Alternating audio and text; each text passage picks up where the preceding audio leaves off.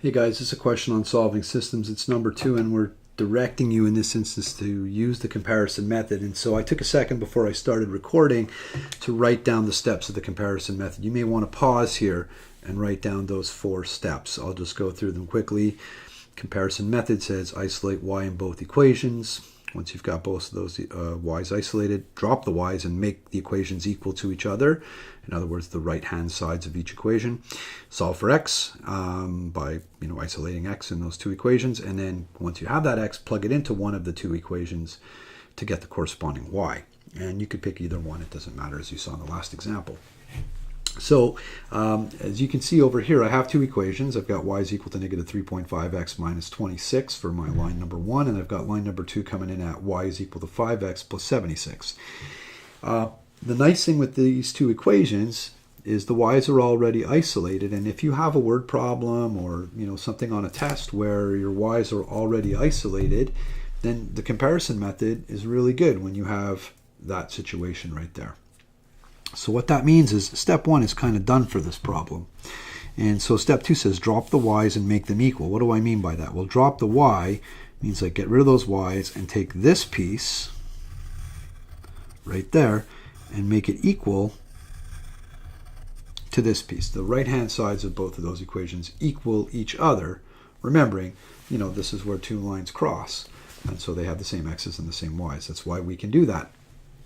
So for step 2, negative 3.5x minus 26 will be equal to 5x plus 76. So you've set it up. There are different ways in which you can manipulate this algebraically, but just to be consistent, I always tend to eliminate my x's from the right-hand side to be consistent. So yes, you can do it the other way if you're paying attention to negatives and whatnot, but generally speaking, if you ditch that x on the right, you'll always end up with an x on the left, which is what we aim for. So negative 5x from there and negative 5x from there. And so I've got negative 3.5x, negative 3.5 minus 5 is equal to negative 8.5x. Very important you remember that.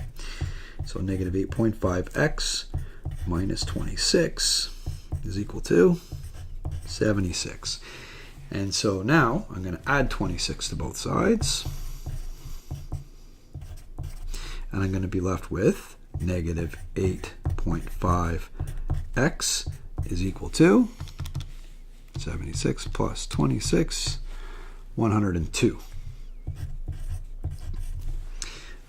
And we're almost there now. We just got to divide both sides by negative 8.5.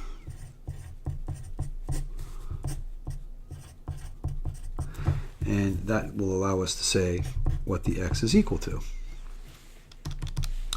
102 divided by negative 8.5, and I get negative 12. So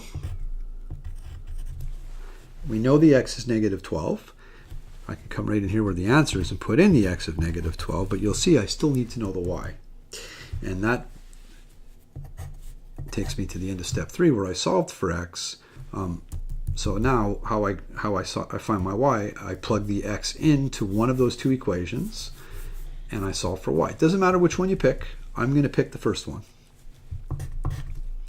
Y is equal to negative 3.5x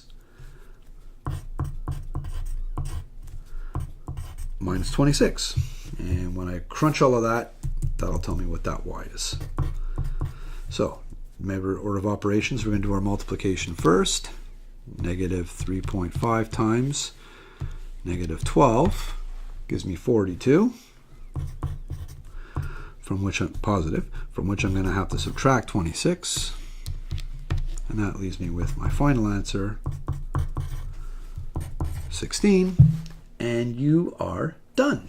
Okay, so if you follow these 4 steps for the comparison method, especially when you have 2 equations where the y's are already isolated, super easy to solve that system.